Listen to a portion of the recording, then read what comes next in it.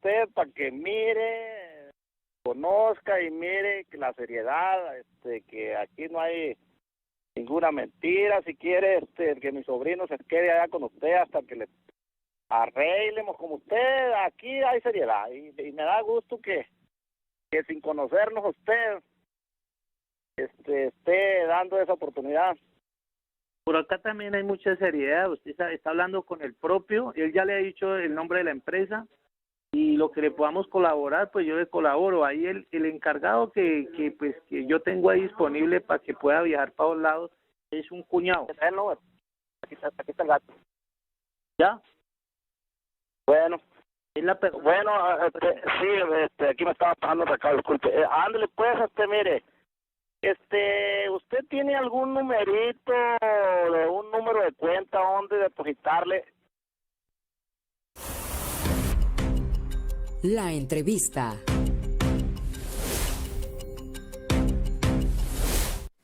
Voy a platicar con David Espino, periodista y autor de Acapulco Killer. El tema, por supuesto, de este libro, vaya que vale la pena analizarlo. David, te saludo con gusto. ¿Cómo estás? Hola, buenas tardes. Bien, gracias. Gracias por acompañarnos. Caray, para la gente que apenas se va a sumergir en este libro, David, un rostro muy diferente al que mucha gente tiene de Acapulco, el que tú nos plasmas.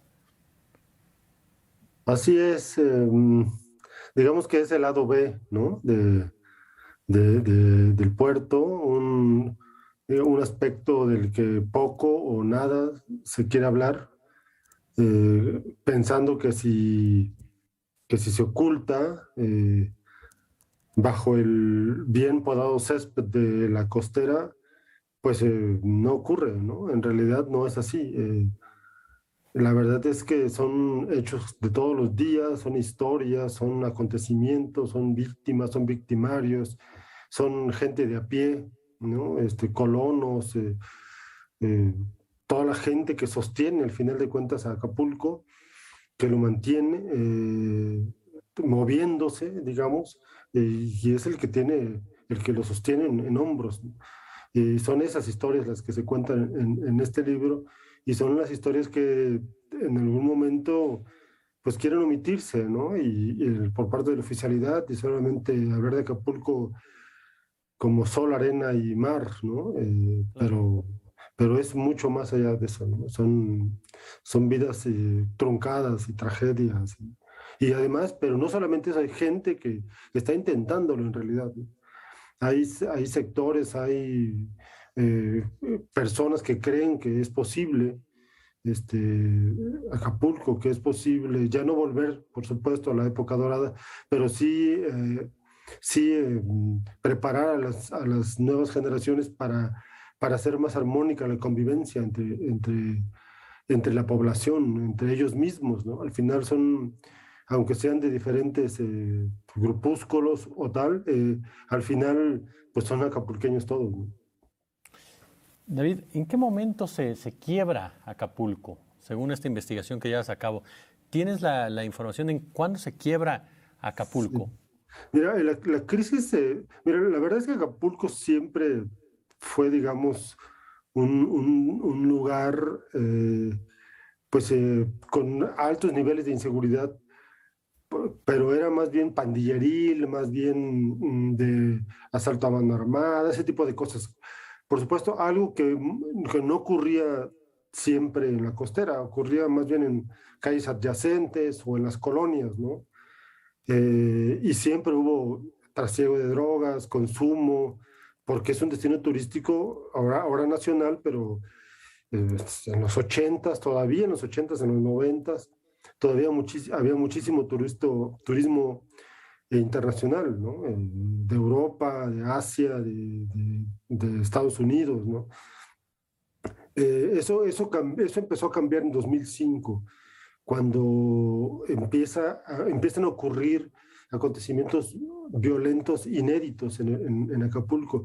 Empiezan a matar, digamos, a hombres ya con un distintivo muy de grupos de la mafia, con cuernos, ¿no? los ejecutaban o los dejaban así, digamos, en la vía pública. Ahí, en 2006, ocurre el acontecimiento de La Garita. Seguramente tienen registrado mucha gente en la memoria cuando un grupo de policías municipales se enfrenta con un grupo también del cártel de Sinaloa y queman el carro en el que iban los del grupo de Sinaloa y mueren, hay bastantes de ellos. A los 2 meses aparecen las cabezas cercenadas de los comandantes de la policía en el mismo lugar y un letrero que decía para que aprendan a respetar. Entonces, ese fue el punto de quiebre. Ya después se vinieron muchísimos acontecimientos. Matan a Arturo Beltrán en 2009 en Cuernavaca. Eso hace que los grupos acá empiezan a pelearse entre ellos porque no había una cabeza, pues, ¿no? Los grupos que obedecían, digamos, me refiero a Guerrero, después en Acapulco, donde se queda un tipo apodado La Barbie, después lo aprenden en 2011 y eso termina por atomizar a los grupos, ¿no? Y no es casual que en 2012 hayamos alcanzado la cresta de la ola, ¿no? Es cuando estábamos surfeando hasta arriba, con un índice de homicidios de alrededor de 2,000 y tantos al año, y para ese tiempo Acapulco ya era la ciudad más violenta del mundo, ¿no? Junto con San Pedro Sula y Caracas. Y en 2013, Student City, que es la agencia que traía a los Spring Breakers a Acapulco, los dejó de traer, porque vieron que ya no había condiciones de seguridad. Y hasta la fecha, los Spring Breakers ya no vienen a Acapulco. Entonces, digamos que ahí fue y se alcanzó la cresta de la ola. Ciertamente, pues todo pico tiene ya al final el descenso, pero digamos que se sostiene, ¿no? El nivel delictivo, violento, ya con los índices, por supuesto, pero es un asunto que además no tiene fin, no se le ve para cuándo. Oye, David, tengo un minuto y te preguntaría algo. Tú que has investigado el puerto, incluso lo citas en tu libro.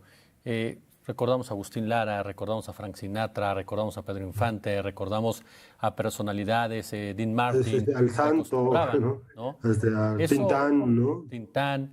¿Eso ya se perdió para siempre en Acapulco? Ya, eso ya está perdido. Esa época del todavía Acapulco en blanco y negro, ¿no? Quien quiera suspirar que vea Sin Patria el Mareado, ¿no? Cuando Tintán filma, que es una película hermosa y con un Acapulco todavía era un pueblo, pues, ¿no? Pero ya, eso ya no va a volver. O sea, porque además el mismo Estado, el mismo gobierno descuidó mucho ecológicamente a Acapulco. Acapulco tiene las bahías más contaminadas, porque las plantas tratadoras de aguas residuales no les dieron mantenimiento, no construyeron nuevas, y todas esas aguas negras pues van prácticamente crudas, ¿no? A la bahía. Es decir, el mismo Estado, no solamente en términos de inseguridad, sino en términos de limpieza de las playas. Se lo dejo. David Espino, periodista y autor de Acapulco Killer, de verdad, échele un ojo a este libro, es de verdad impactante, pero bien sustentado, bien investigado. David, muchas gracias por estos minutos. No, al contrario, gracias a ustedes por el espacio. Gracias. Y ya nos vamos únicamente a la respuesta a la pregunta de esta tarde, por supuesto, y que tiene que ver con lo del periodismo. ¿Quién es el principal depredador de la prensa en México? 50% dice los políticos. Radio, televisión e internet, como siempre, un gusto, como siempre, un placer.